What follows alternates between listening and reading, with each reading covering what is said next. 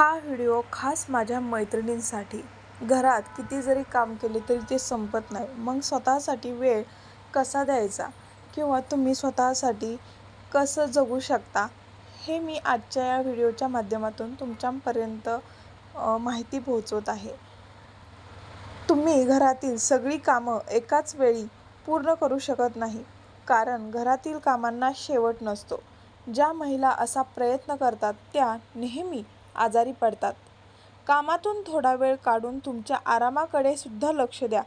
थोडा वेळ काढून सोफ्यावर, फरशीवर बसणं, मध्ये-मध्ये थोडे शेंगदाणे, फळं खाणं किंवा थोडा वेळ आपले आवडते गाणे ऐकणं, असे केल्यामुळे तुम्हाला थोड्याच वेळात फ्रेश वाटेल. घरात कितीही कामे असू द्यात, परंतु स्वतःसाठी वेळ काढणं खूप गरजेचं आहे. घरातील काम करता करता डोकं दुखायला लागतं किंवा अशक्तपणा वाटायला लागला तर थोडी झोप घ्या. त्यामुळे तुमची डोकेदुखी आणि अशक्तपणा लगेच दूर होईल. ज्या स्त्रिया आराम हराम आहे असं समजतात त्या आजारपण वाढवून घेतात, जे की मी करत आहे. चांगली झोप येण्यासाठी झोपेच्या गोळ्या घेऊ नका. या गोळ्यामुळे शरीरावर आणि मेंदूवर परिणाम होतो. कोणतीही गोष्ट विसरण्याची समस्या येते. त्यामुळे चांगली झोप येण्यासाठी डोकं शांत ठेवा आणि चिंता करू नका. कोणतीही कामं तुम्ही चिंता केल्यामुळे पूर्ण होणार नाहीत. उलट काळजी केल्यामुळे तुम्ही डायबिटीज, हायपरटेन्शन यांसारखे आजार मागे लावून घ्याल. कामातून थोडा वेळ काढून गार्डनमध्ये फिरायला जा. थोडा वेळ तिथे बसा, फिरा. तेथील वातावरणामुळे मनावरची मरगळ लगेच निघून जाईल. कधी-कधी आरशासमोर उभे राहून स्वतःचे निरीक्षण करा. स्वतःला चांगलं आवरा. यासाठी नाही की तुम्हाला कुठे बाहेर फिरायला जायचं आहे, तर स्वतःसाठी जगायला शिका. तुम्हाला वाटलं तर आरशासमोर हसा, गाणं म्हणा, डान्स करा. आयुष्यात घडलेल्या चांगल्या गोष्टी आठवा. पण मला तर हे सगळं करण्यासाठी अजिबातच वेळ नाही. जर तुमच्या डोळ्यांखाली काळे डाग पडले असतील तर किंवा सुरकुत्या असतील तर लगेच काळजी करत बसू नका. थोडीशी दुधावरची साय लावून मालिश करा आणि 15 मिनिटांनी चेहरा धुवून टाका. त्यामुळे तुम्हाला तुमचा चेहरा सुंदर व फ्रेश वाटेल. एखाद्या दिवशी वेळ मिळाला तर आपल्या जुन्या आठवणींना उजाळा द्या. तुमच्या लग्नाचा अल्बम उघडा. त्यावेळी घडलेल्या चांगल्या आठवणी आठवा. त्यामुळे नक्कीच तुमच्या चेहऱ्यावर हसू येईल आणि तुमचं मन फ्रेश होईल. वाईट आठवणींना घरातील कचरा बाहेर काढल्यासारखे मनातून बाहेर टाकून टाका. मी तर कालच अल्बम उघडला होता आणि त्याच्यात जे माझ्या हळदीचे फोटो होते तेही काढले आणि यूट्यूबवरती अपलोड केले. छान वाटलं बघून. जर तुम्हाला काही खायची इच्छा असेल तर बाहेरून सॉफ्ट ड्रिंक, ज्यूस, स्नॅक्स मागवा. त्यामुळे तुम्हाला आनंदी वाटेल. तुम्ही नेहमीच तुमचं कुटुंब, मुलं, नातू यांचा विचार करता. कधी-कधी स्वतःचाही विचार करा. घरामध्ये खूप कामं असतील तर घरामध्ये अशा वस्तू आणा की ज्याने घरातील कामे सोपी होतील. तुम्हाला वाटत असेल तर कामावाल्या बाईंची मदत घेऊ शकता, पण कधी-कधी आपली परिस्थिती नसते कामवाली बाईंची मदत घेण्याची. त्यामुळे आपण आपली कामं शांततेत करावीत. घरातील स्वयंपाक बनवणे आणि मुलांना खाऊ देणे हे काम स्वतःच करा, कारण घरातल्या लोकांसाठी एवढ्या प्रेमाने दुसरे कोणीही स्वयंपाक बनवू शकणार नाही.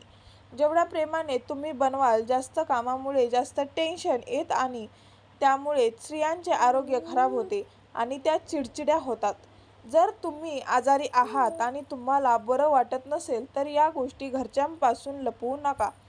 त्यामुळे चांगले डॉक्टर किंवा हॉस्पिटलमध्ये उपचार घ्या. कोणत्याही गोष्टींचा वेळेत इलाज केला तर आजार वाढत नाहीत. हा तुमच्या आयुष्याचा प्रश्न आहे. त्यांच्यामध्ये बेजबाबदारपणा करू नका.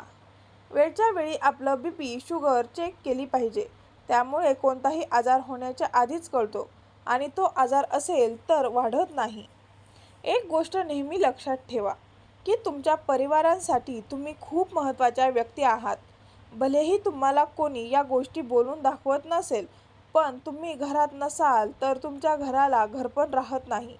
त्यामुळे स्वतःवर लक्ष देणे आणि स्वतःला नीट ठेवणे ही तुमची पण जबाबदारी आहे. मैत्रिणींनो, स्वतःच्या कामावर भरपूर प्रेम करा. म्हणजेच तुम्हाला जे काम आवडते ते मनापासून करा आणि त्या कामामध्ये व्यस्त राहा. म्हणजे तुम्हाला कंटाळा येणार नाही. खरं सांगू का, मला आहे ना देवपूजा करायला आणि रेसिपीज ट्राय करायला नवनवीन खूप आवडतं. पण हे सगळं करण्यासाठी सध्या तर मला वेळ नाही, परंतु जेवढं जमेल मी तेवढं मात्र नक्की करत असते. समाज, कुटुंब आणि मुलं, आपण स्वतःच आपल्यावर काही बंधनं घालून घेतो.